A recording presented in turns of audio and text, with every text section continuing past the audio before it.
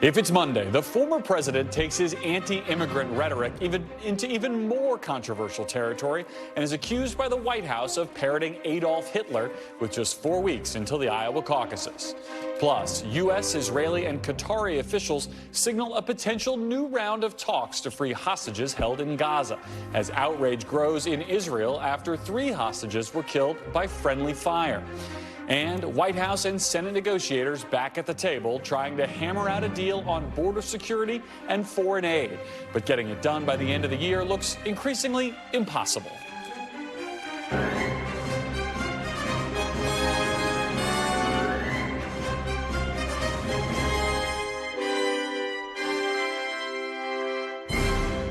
Welcome to Meet the Press Now. I'm Garrett Hake in Washington with just 4 weeks to go till the Iowa caucuses. Right now, former President Donald Trump remains head and shoulders above the Republican field, and seemingly nothing he says or does on the campaign trail is changing that. A new CBS poll in Iowa over the weekend had Trump at 58%, up 36 points on his closest rival.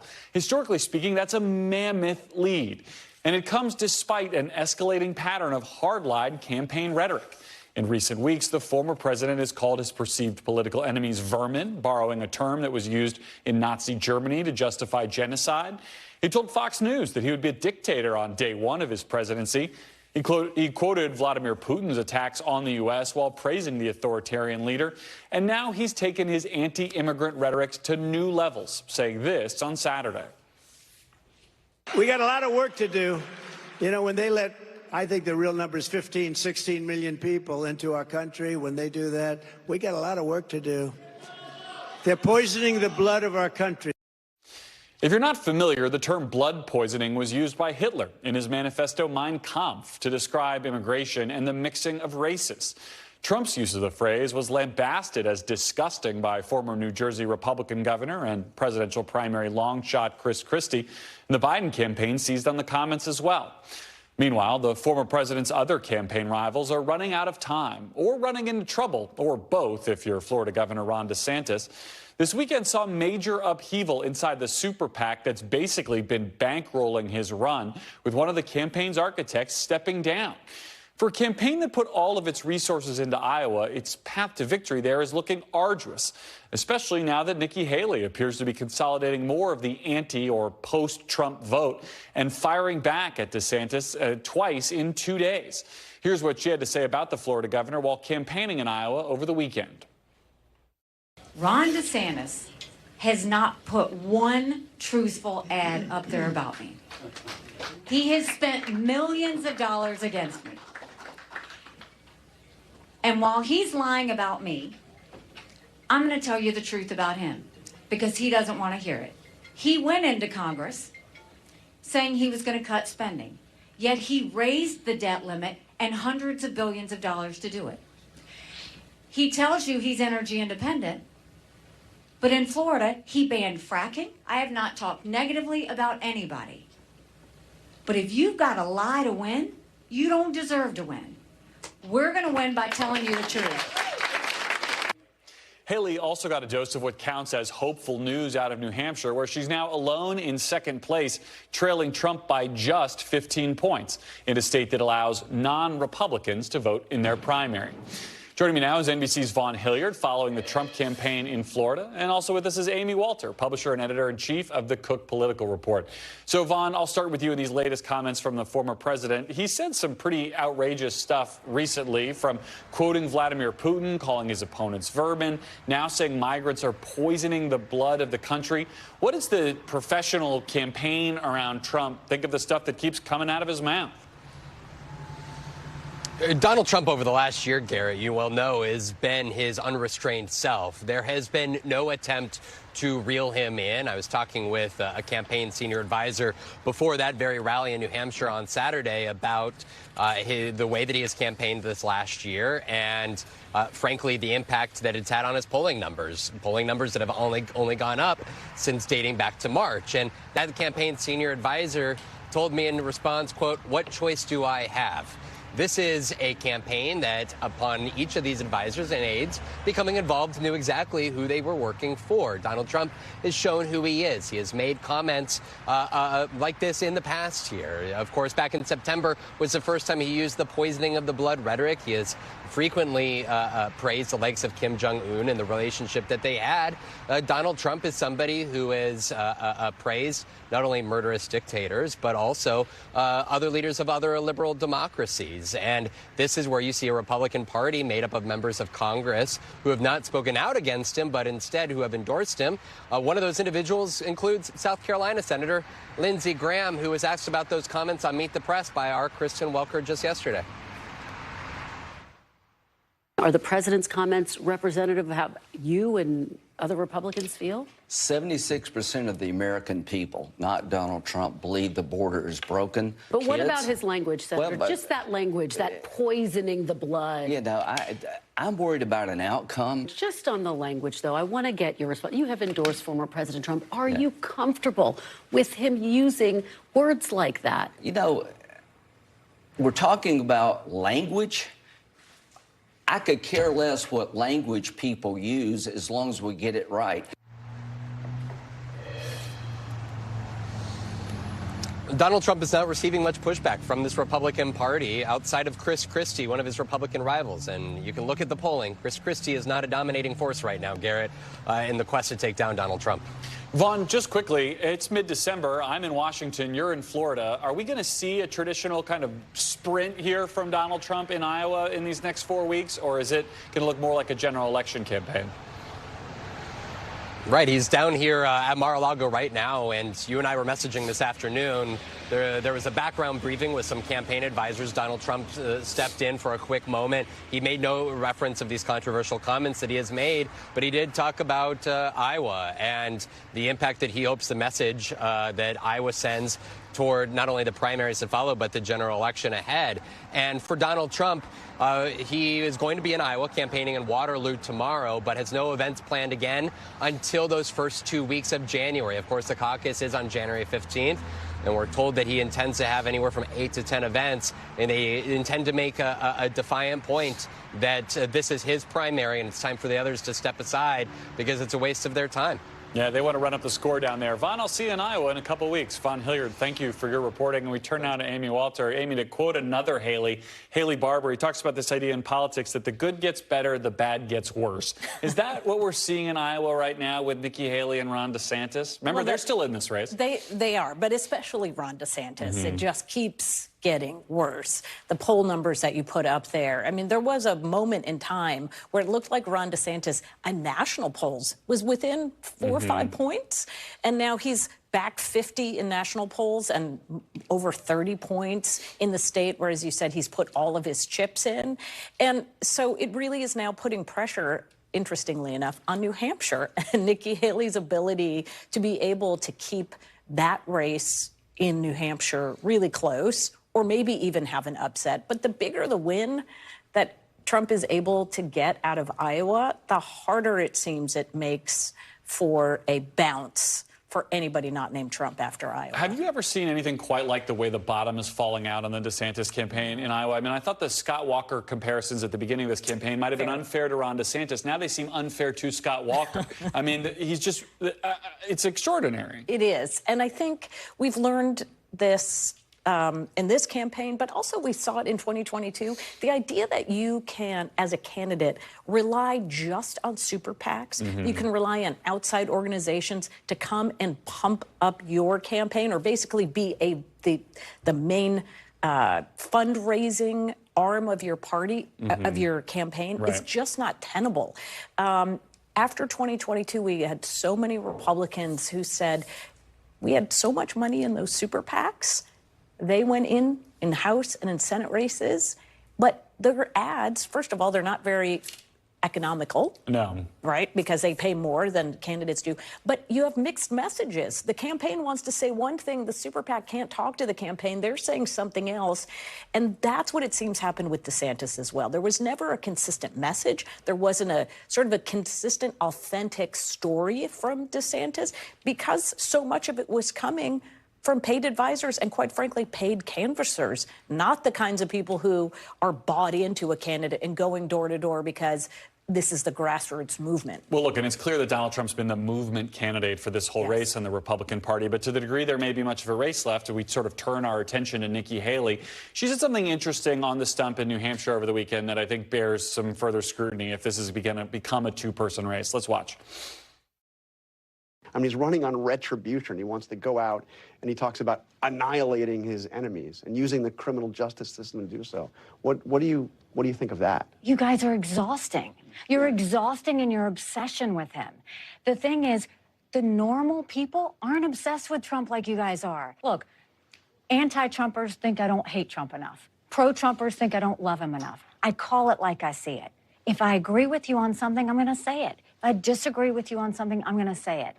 At the end of the day, people want the truth. They want to know what I think. I tell them what it is, and we let the chips fall where they may. We've seen the polling data. We know how dangerous it can be in a Republican primary to go straight at Donald Trump. But if you're eventually going to have to beat him one-on-one, does that cut it? It's the only option that she has, honestly. I mean, this has been the reality, really, I think, since the beginning, which is for a candidate who has overall very strong approval ratings among the party, the only message that you can send it's not clear that it's working. Let me be clear about that. But the idea that you have to go right at him in the way Chris Christie does in order to break through obviously doesn't work. Right. He's getting zero traction, and he's the most unpopular person in the race. So is doing this sort of like, well, he was a good president then, but we need to turn the page, and it's not really working, and I'm more electable.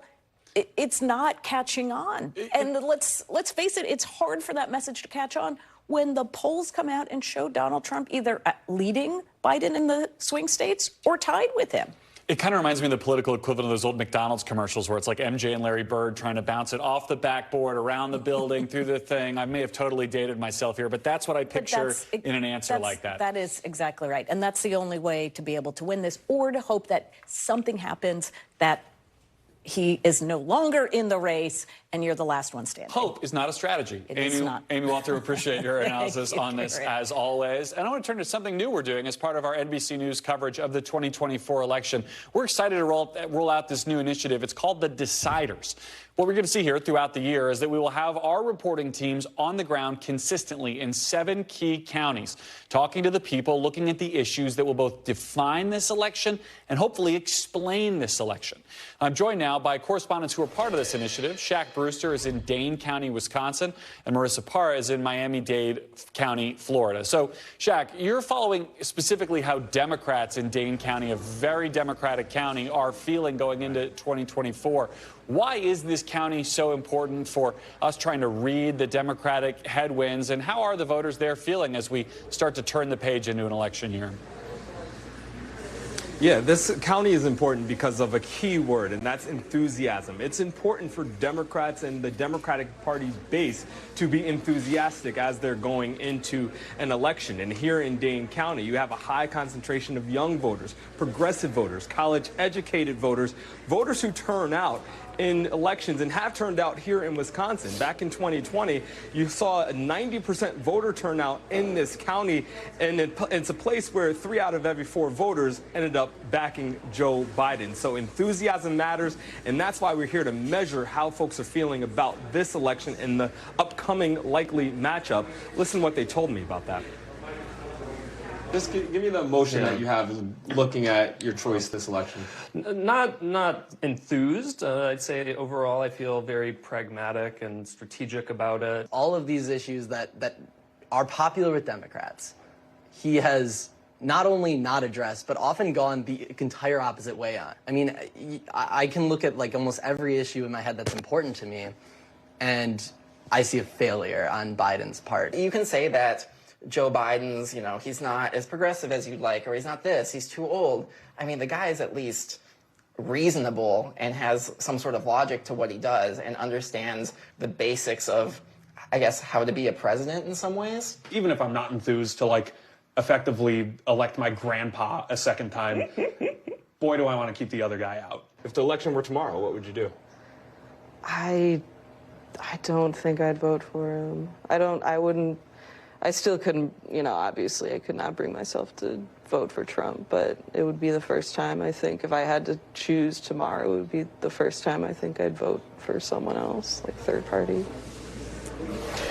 Now, the Biden campaign is almost saying, wait, it is early. There's still a lot of time before the election. They also say that they are focused on many voter groups that they know they have to win them over and that they're already making investments specifically toward young voters. But that's just an example of why we're focusing on a county like Dane County, because we can measure and track how those voter sentiments are changing as we get closer to Election Day, Garrett.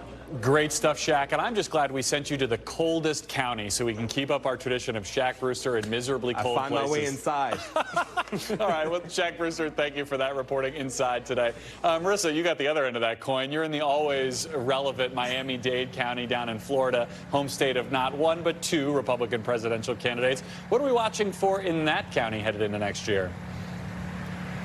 Yeah, there's a lot of reasons why Miami-Dade is an interesting place, an interesting county to watch for 2024, and not just because of the Hispanic population, one that is diverse at that, but also because everyone's question is whether or not the 2022 midterm results were a fluke or a sign of what's to come. I want to show you the voting trends, those numbers from 2012 to 2022, because you can see the Democratic erosion in those numbers. What you see is a boost of support for former President Trump after he got elected, and that is significant between 2016 and 2020.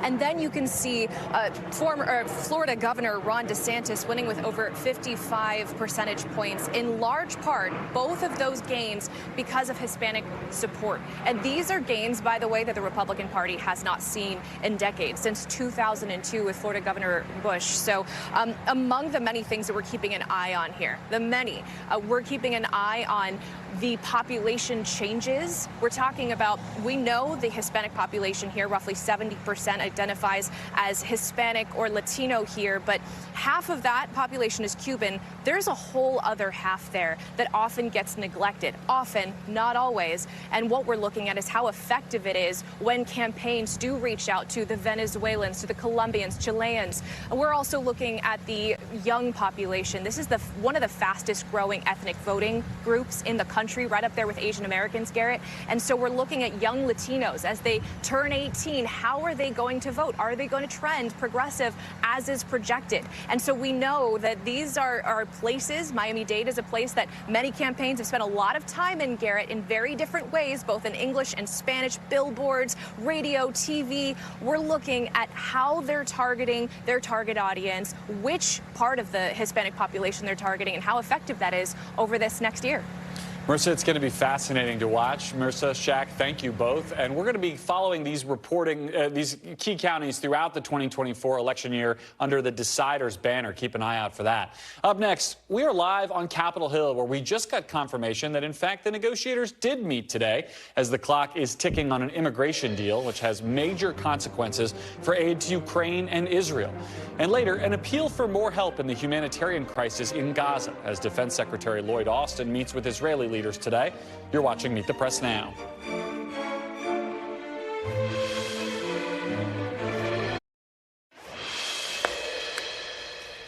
Welcome back. Negotiations continued today as lawmakers try to reach an agreement on border security, which the White House has tied to wartime aid for Israel and Ukraine. But it could be days, even weeks, before any kind of deal is reached, and you can't vote on a deal. A bipartisan group of senators worked on the negotiations through the weekend, and they say they made progress, but they missed their own self-imposed soft deadline of coming to an agreement on a framework by last night. Republican Senator Lindsey Graham told Kristen Welker yesterday on Meet the Press that he thinks a deal could come in January, while also accusing the White House of joining the talks too late. No, I think this will go into next year. I've been talking to the people at the table. The White House got engaged 5 days ago. They sent over a supplemental with border security provisions that did nothing to change policy. We've been talking to them since September. 5 days ago, they finally sat at this table. Senator Lankford's doing a good job. The bottom line here is we feel like we're being jammed. We're not anywhere close to a deal. My colleague Sahil Kapoor has been helping me chase these folks around for the last week or so. So, Sahil, what do we know about the talks this weekend? What happened today after kind of the opportunity to break through? The Senate's coming back for what? That's right. Well, the Senate is back, Garrett. They were negotiating through the weekend. They're meeting again today to try to move things forward. The negotiators insist that there has been progress. Chuck Schumer, the majority leader, said on the floor moments ago he's confident it's moving in the right direction. It's hard for us to really assess whether there's been progress because A, we're not in the room, and B, an agreement on one policy issue, turning the dials on that could mean unraveling an agreement on another policy issue because these back and forth on this is so sensitive in terms of the complexities of all these policy provisions. We know some of the main sticking points here based on multiple sources with knowledge of the negotiations. A big one is the expedited removal authority. Republicans want it to be broad. Democrats want to constrain it at least to the border and asylum seekers and not to the interior. There's the issue of Title 42-like authority, how much power the president is going to have to shut down the border if there's a certain trigger, if the number of migrants get to a certain point at the border. There's a lot of fundamental things to agree on, and even if they do reach a deal quickly, even today or tomorrow, which is unlikely, but if they do, it's still not going to be ready to get voted on this week. So they're looking at the choppy waters of, at best, early 2024. I'm struck by Lindsey Graham's framing that somehow the White House was super late to this. This wasn't supposed to be a month of talking about immigration. It was supposed to be a foreign aid package, and then we got into this negotiation about immigration to unlock that foreign aid money. How has the administration's involvement now in this stage affected the talks? Yeah, I think that Garrett, that's a sign of finger pointing already beginning. You don't start casting blame unless you're pessimistic about a deal coming through, and clearly Lindsey Graham is pessimistic. In terms of the White House's role, this is a very easy thing to Monday morning quarterback, as you well know. If the White House got involved too early, it's very easy, for some lawmakers to think they're putting too much of a heavy hand. In the past, the White House has tried to get involved after, negotiators get most of the way there and they try to step in to close the deal. That's generally how their successful model has worked in the past. So, look, I wouldn't make too much of this. I think Democrats have their own grievances with how Republicans have handled it, whether this stuff is to be linked in the first place. The real question is, can they resolve an issue that Congress has struggled to for decades, Garrett, and the jury is still out. All right, Sahil Kapoor will be following it all week long. Thank you.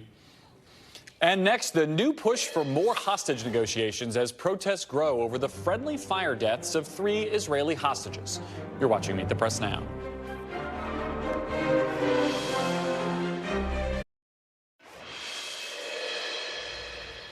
Welcome back. Turning now to the Israel-Hamas war and new signs that hostage talks might restart. A U.S. official tells NBC News that CIA Director Bill Burns is meeting with Israeli and Qatari officials today in an effort to resume negotiations. The news comes as anger mounts in Israel over the deaths of 3 hostages accidentally killed by the IDF in Gaza on Friday. Yesterday, the IDF releasing images of signs calling for help, apparently written with leftover food found in a building near where the 3 were killed. The IDF also acknowledging that its soldiers did not follow the rules of engagement and that the 3 Israeli hostages were trying to surrender by waving a stick with a white cloth. A spokesperson for the IDF reacting to these harrowing details earlier today. Yesterday, the IDF Chief of Staff, Lieutenant General Herzi Halevi, he was in the field. He met with soldiers. He explained quite clearly that people holding a white flag means you have to think for 2 minutes, think for a second, take in what you're seeing and act, because we do not shoot people with white flags. We do not shoot people, even if they are people from Gaza, even if they are Hamas terrorists that have laid down their weapons and surrender, we do not shoot them. Protests filled streets over the weekend as recently released hostages and the families of those still held in Gaza urged the Israeli government to do more to bring their loved ones home. All of this comes as U.S. Secretary of Defense Lloyd Austin is in Israel today as the U.S. urges the Netanyahu government to move to a new and more targeted phase of the war. Joining me now from Tel Aviv is NBC's Hallie Jackson. And Hallie, I want to start on the reaction in Israel to the deaths of these hostages. We saw those protest pictures over the weekend. What more have you been hearing in your reporting? That's right. Yeah, we were there at those protests, Garrett, and there was anger. There was pressure that these hostage family members wanted to put on the Netanyahu government to get to a deal to try to get these hostages home. But one of the questions we had was, what do the family members of these 3 Israeli hostages who were killed, what do they think? I had the opportunity today to speak with two of them, the families of both Alon Shamriz and Samer Talalka as well. We were down in the south of Israel. We were in central Israel. The signs that you're showing, the signs that said SOS and help hostages, Alon Shamriz's father, Avi, told me that he recognized his son's handwriting, that his son wrote those. Here's what else he said. What is your message to the government? What is your message to the prime minister? What is your message to a country that knows your son's name now? I'm going to say this government, you murdered my son twice. You let the Hamas take my son on October 7th, and you killed my son on December 14th. They cannot serve us. They don't deserve us as a country, as a community. They are not our leaders. They're thinking only on themselves, on their chairs, on their salaries. They are not thinking about the hostages. They are not thinking about us. His frustration, his pain, just so palpable there, Garrett, as was the pain of Layla Talalka, Samer's mother. She was, you just saw there, Alon Shamriz's father sitting Shiva. She was welcoming visitors to her home, including an Israeli politician who came to offer condolences. She rejected those condolences. And while we were there, she told him, and we happened to watch it as we were sitting in her living room, as she was on her couch greeting people, she said, I will never forgive anyone on this. She said, I hold out hope for hostages, for other people's hostages, but I have no hope left myself because her son is gone. And so I think that gives you a sense of just how raw the pain is here. And it may be a part of why you are seeing movement now, new movement, because, Garrett, for the first time in days, we can say there is actually concrete action, at least a concrete step being taken towards restarting hostage release negotiations, with word now from a U.S. official that the head of the CIA, Bill Burns, has now met in Warsaw in Europe with his Qatari and Israeli counterparts to see about getting those discussions moving again. I will say again and again, that is something that we hear from people here in this country, that they want to see those talks start. They want to see them now. Garrett? I'm not going to be able to get over the idea of that father saying he lost his son twice. I mean, that's just such a haunting way to look at all this. We mentioned at the top the idea that Secretary Austin was in Israel today. What do we hear from him publicly? What do we understand him to be communicating behind the scenes to the Israeli government? Yeah, that's like a good way to think about it, Garrett, that dichotomy and that framing, because publicly the Secretary of Defense is coming out and reiterating very strongly the U.S.'s support for Israel in its war here against Hamas after that terror attack on October 7th. That was clear from his news conference with reporters earlier today here in Tel Aviv, here in Israel. Behind the scenes, we understand from multiple sources that the Biden administration has been making clear they would like to see Israel move to the next phase of its operation, the less intense phase of its operation. Sometime in the fairly near future, if you will, although they have not publicly specified what kind of a timeline there would be. But I will tell you that according to a senior defense official, that was a key part, or one of the parts, of the secretary's conversations with his Israeli counterpart, with leaders here in Israel, with the prime minister, getting very specific, getting granular on what exactly the metrics are that Israel needs to see in order to move on to that next phase, given the humanitarian crisis in Gaza that is getting worse every day. Garrett? Hallie, thank you for that reporting. Joining me now is Chris O'Leary, former director of hostage rescue and recovery for the U.S. government. And Chris, as we noted at the top of the segment, and you heard there from Hallie, there is this new effort to get these hostage talks renewed. How significant of a development do you find it to be that the U.S., Israel, and Qatar are at least back in the same room at this point? Well, I think it's great. I think it's overdue, but it took, Prime Minister Netanyahu pushing for it, or at least giving the green light to allow it to happen. Both the Qataris and the United States have been supportive of it the entire time, as has the director of Mossad.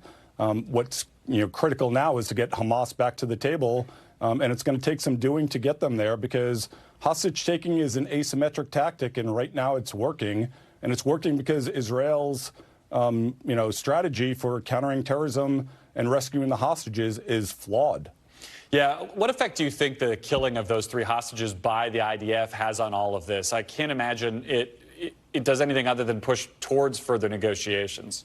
Well, it's just, unfortunately, a tragic example of, how, Israel is failing its people.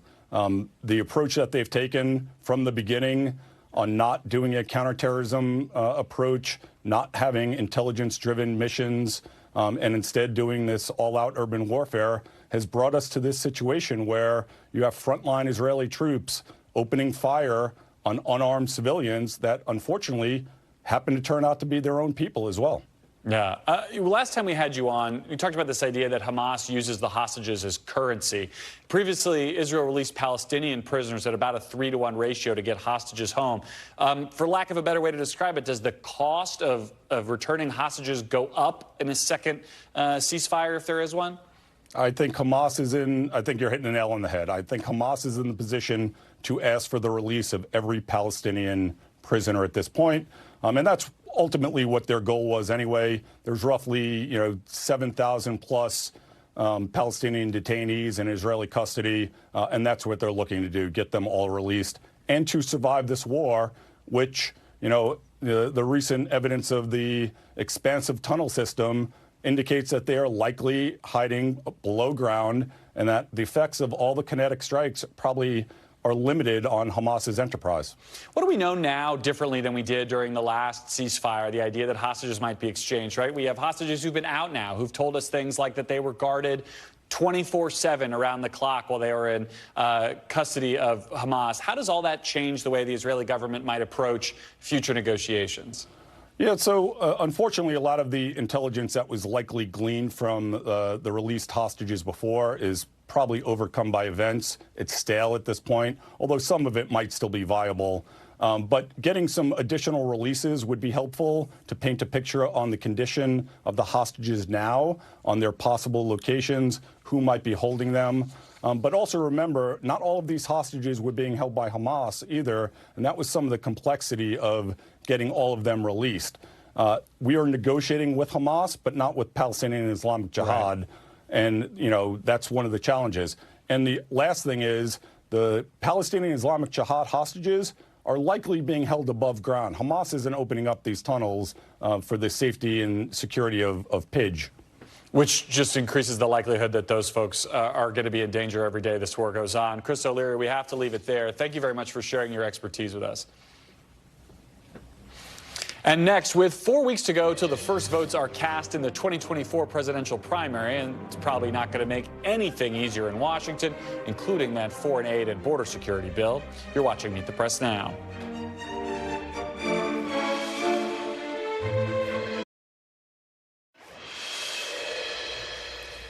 Welcome back. As we've been reporting, senators are now pointing to January for a potential deal on border security and funding for Ukraine and Israel. But the longer it takes, the riskier it's going to get. As election year politics ramp up, the appetite for compromise typically goes way down. Joining me now on set is Molly Ball, senior political correspondent for the Wall Street Journal. Former New York Democratic Congressman Joe Crowley is here, and Ramesh Ponnuru, editor at the National Review and a columnist for the Washington Post. So, Molly, if they can't get a deal done in December, with all of this holiday spirit enveloping us here in the Capitol, what makes any of these negotiators think this is going to be easier in January when they've already got a bunch of other deadlines stacked up? I'm sorry, have you been to Capitol Hill? What is this holiday cheer you speak of? I'm trying to be optimistic here. No such thing in Washington. Well, look, you're right that it's not going to get any easier, but the feeling is that this is also a difficult moment, in part because the House has already left town and they don't plan to come back. So whatever is put on paper now, you know how these congressional recesses tend to work, that tends to serve as an opportunity for opponents of doing anything to pick it apart. And the incentives on Capitol Hill are always toward doing nothing. It's always hard to get anything done. This is particularly difficult. They took something that was already controversial and contentious, foreign aid, and added something that has been controversial and contentious and unsolved for literally decades, the border. And I think there's competing schools of thought about whether either side even wants to get to yes, right? Because there are some, I think, particularly Democrats who feel like Republicans are dangling this negotiation, but they actually don't want to give a win to the president. Well, to that end, that's what's one of the things that's most interesting to me about this, Joe, is that I think if you went to the White House and gave everybody truth serum, they would say they were perfectly happy to be seen to go kicking and screaming to a border deal. But that might actually help Joe Biden. I mean, is that the secret sauce to this whole deal, that the White House probably wants to have some progress on the border here? It's headline every day, just about. And I think if they can move that headline off the page, they would like that. At the same time, this is one of the most intractable problems in D.C. There hasn't been meaningful immigration reform since the Reagan era. And there's a reason for that. I mean, it's gone through now three or four presidents, during my time in Washington. And it doesn't seem to have a way to get done. And at the same time, it's holding hostage Ukraine and Israel in terms of the funding for it. And the further that goes down the line, what if something really terrible happens in Ukraine because we didn't get the money to them in time? I think, and certainly, what happens in Gaza, what happens in Israel without that significant support and aid from the United States? Ramesh, what do you make of this? I mean, do Republicans want to strike a deal on immigration, or do they want to run on immigration and then do it their own way in a GOP-controlled Washington 2 years from now? Well, I think part of what is going on here is that in each party, people care more about the immigration policy than they do about the Ukraine funding. That's the reason for the impasse. You've got a consensus for the Ukraine funding. You don't have a consensus on the immigration changes. And for the White House, there's a particularly delicate problem because there is a certain sense in which, as the Congressman was saying, a deal is in their interest. On the other hand, they've got a restive left right now, particularly given their support of Israel. And they might be telling themselves, well, a lot of those people will actually come home in the election. They won't leave us in the lurch if we're up against Trump. But they can't be totally sure of that. To that end, I want to switch gears a little bit to Donald Trump because it seems like almost no matter what he says, the race is totally locked in. I want to play a little bit of what he had to say this weekend, a comment that would have been disqualifying to any other candidate in modern history, but here we are. Vladimir Putin of Russia says that Biden's, and this is a quote, politically motivated persecution of his political rival is very good for Russia because it shows the rottenness of the American political system. Viktor Orban, the highly respected prime minister of Hungary, said, Trump is the man who can save the Western world. He's like a rocket ship sent by Kim Jong-un, just like that. Who is very nice, I will tell you. He's not so fond of this administration, but he's fond of me. I mean, this would be like from the political upside down. Kim Jong-un, Viktor Orban, and Vladimir Putin all endorsing Donald Trump, and yet he's leading by this CBS poll, or excuse me, this other poll from this weekend, like 36 points in Iowa. What do we make of this? Is there anything he can say at this point to change that dynamic?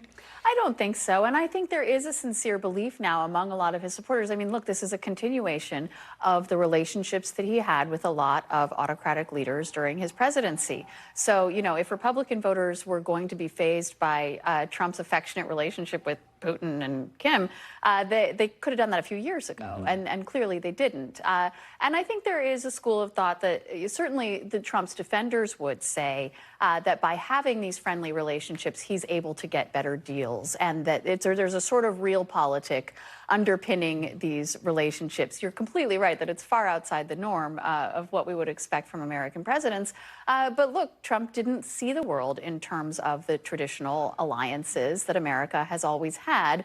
And he did cozy up to all of these dictators. And he would say, well, all of these conflicts that we're having right now around the world didn't erupt until after he left office. Ramesh, Republicans are obviously worried about this. I mean, look, you saw how far Lindsey Graham went to not criticize Trump for the language, but you also have an NDAA that just passed that has a provision in there to keep America in NATO just in case. Talk to me about the difference between how Republicans on the Hill and sort of more mainstream Republicans view the rhetoric Trump is using versus the concerns about particularly this kind of foreign affairs plotting and that may be going on here.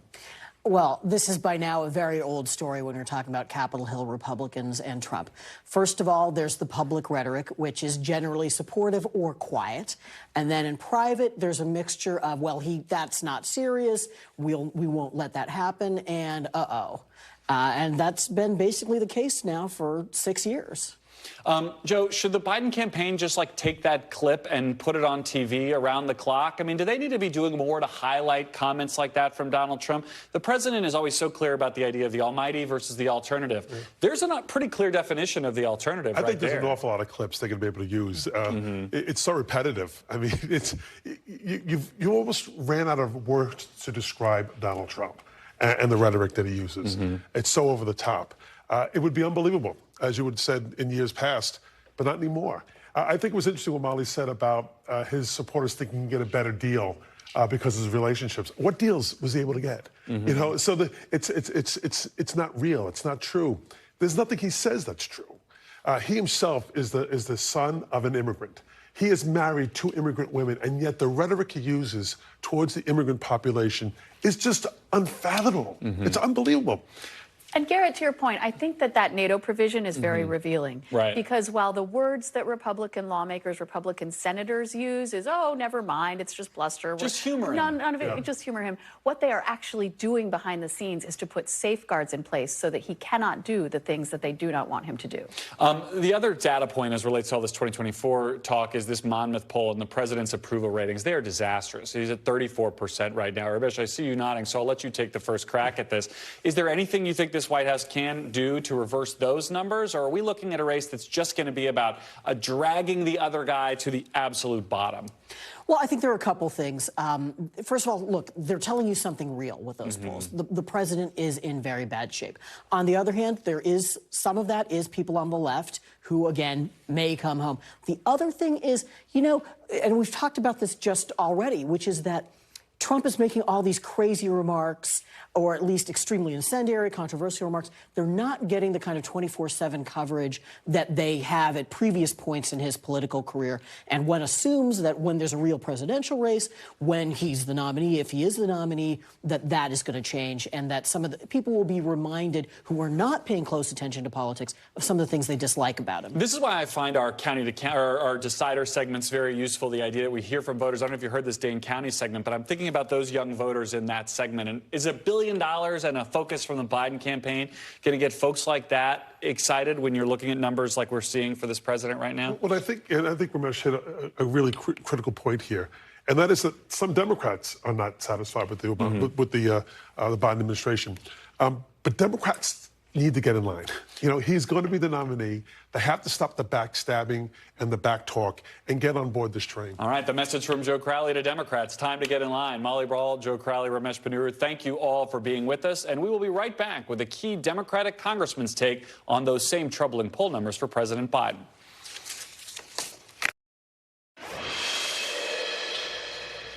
Welcome back. President Biden already has a lot on his plate heading into the new year with a Republican-led impeachment inquiry, 2 hot wars in Israel and Ukraine, and grim poll numbers, all while running for re-election.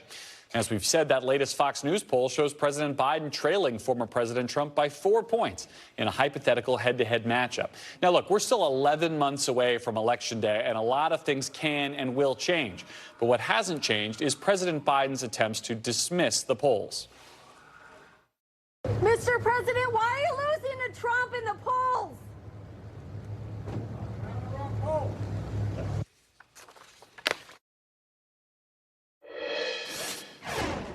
And joining me now is Democratic Congressman from Illinois, Raja Krishnamoorthi. He's also the ranking member of the Select Committee on China.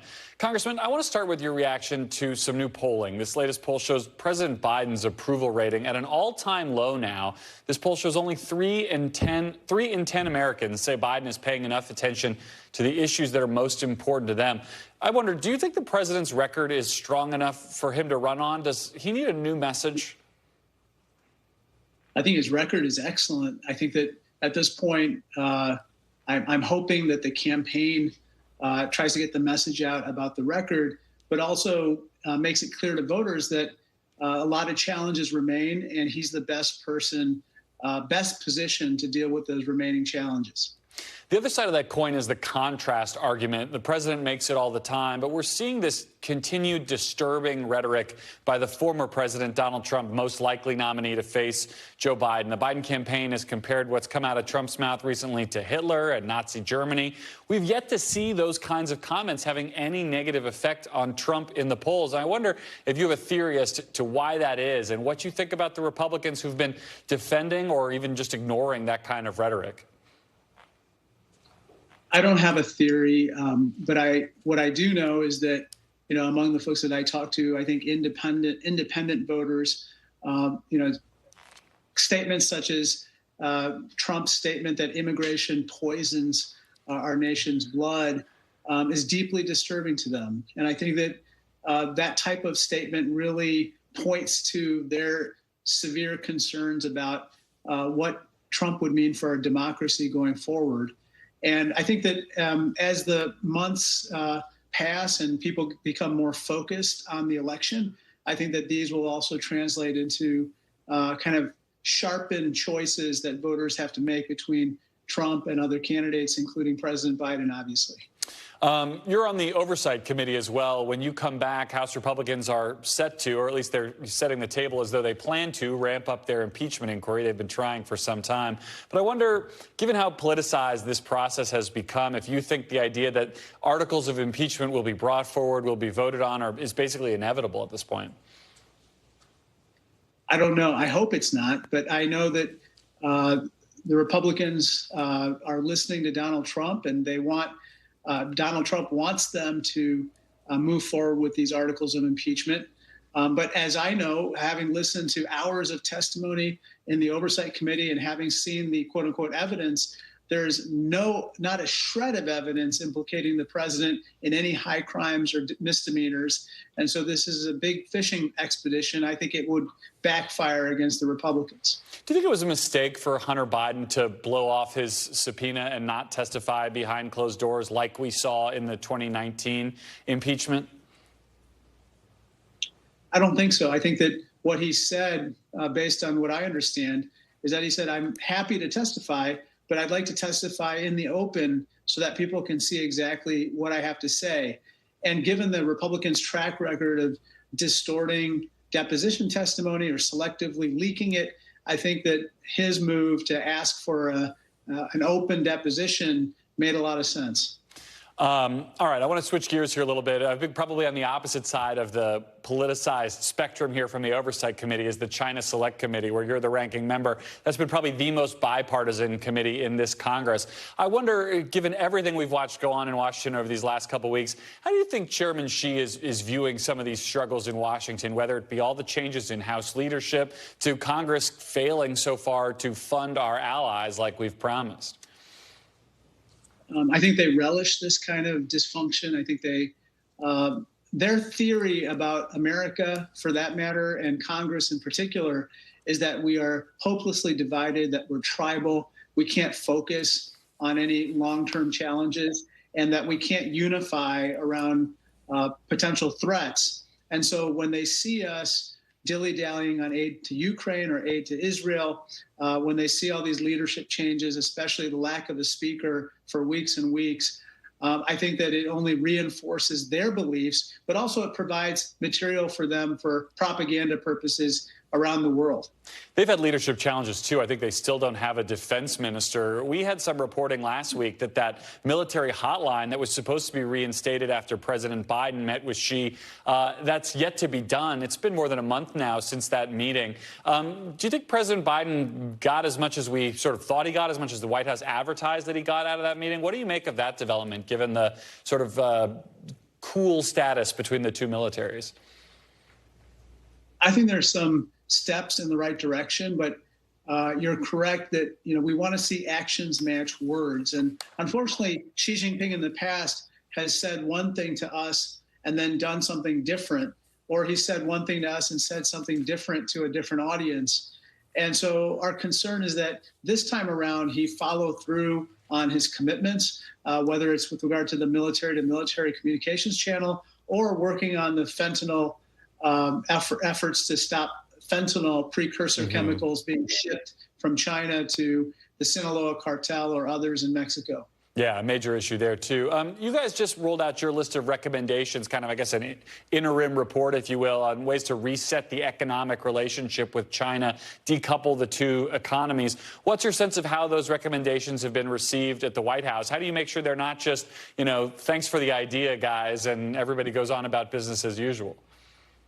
Well, just a slight edit to what you said. We didn't call for decoupling the economies, but we did talk about resetting the trade relationship, preventing capital and technology and know-how from going from the United States into entities that could modernize the PLA's military or perpetrate human rights abuses.